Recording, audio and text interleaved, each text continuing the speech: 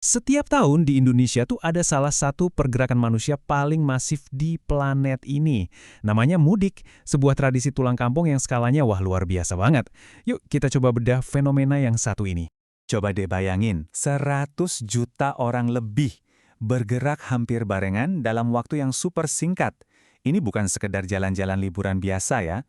Ini tuh sebuah migrasi kolosal yang bisa bikin kota-kota besar jadi sepi, dan sebaliknya menghidupkan lagi desa-desa di seluruh penjuru negeri.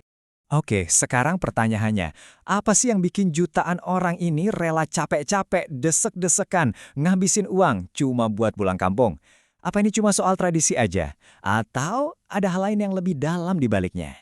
Nah, buat ngertiin ini, kita mulai dari lapisan paling luarnya dulu.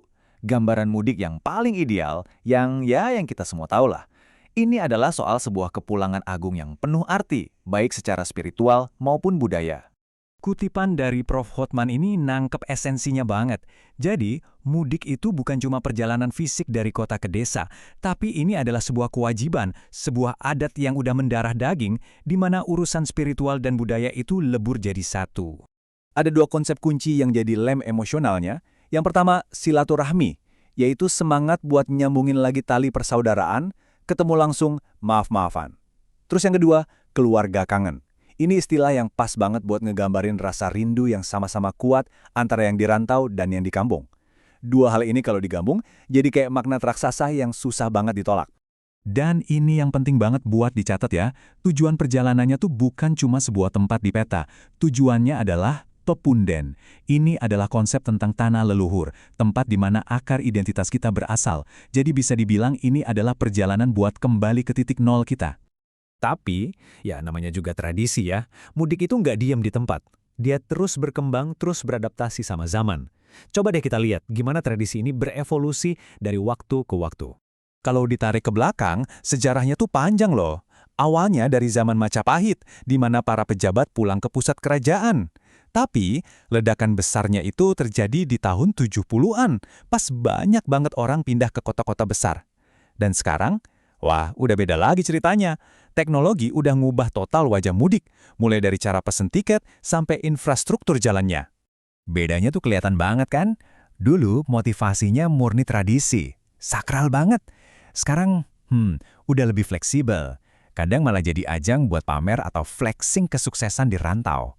Dulu kegiatannya keliling dari rumah ke rumah saudara, sekarang biar praktis seringnya kumpul di satu tempat kayak kafe atau tempat wisata. Nilai-nilai tradisionalnya pelan-pelan mulai bergeser. Nah, disinilah kita sampai ke bagian intinya. Di balik semua cerita indah soal kumpul keluarga ini, ada sebuah tekanan yang gak kelihatan, sebuah harga mahal yang harus dibayar oleh banyak orang. Para sosiolog punya istilah keren buat ini, tekanan sosial normatif. Gampangnya gini deh, itu adalah perasaan harus mudik karena semua orang di sekitar kita juga mudik. Kalau kamu nggak pulang kampung, bisa-bisa dianggap aneh, dicap sombong, atau nggak sayang keluarga. Akhirnya muncul rasa bersalah yang gede banget. Kutipan dari Dr. Munandar Sulaiman ini ngejelasin dengan pas banget gimana tekanan itu bekerja. Pulang kampung itu bukan lagi cuma soal melepas rindu, tapi udah jadi panggung buat pertunjukan. Pertunjukan apa? Ya pertunjukan kesuksesan. Buat ngebuktiin kalau merantau itu nggak sia-sia. Beban finansialnya tuh bukan cuma soal tiket transportasi yang harganya naik gila-gilaan loh. Jauh lebih dari itu. Ada oleh-oleh, ada salam tempel buat ponakan-ponakan, ada tuntutan buat pakai baju baru. Semuanya numpuk. Buat banyak orang, ini artinya tabungan setahun bisa ludes, atau yang lebih parah, harus berutang.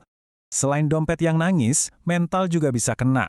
Momen kumpul keluarga yang harusnya seneng-seneng, malah sering jadi kayak sesi interogasi massal.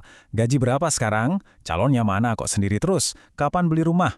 Pertanyaan-pertanyaan kayak gini tuh bentuk perbandingan sosial yang bisa bikin stres dan cemas banget. Oke, sekarang kita masuk ke lapisan yang paling dalam. Ternyata, mudik ini bukan lagi cuma soal tradisi atau tekanan sosial.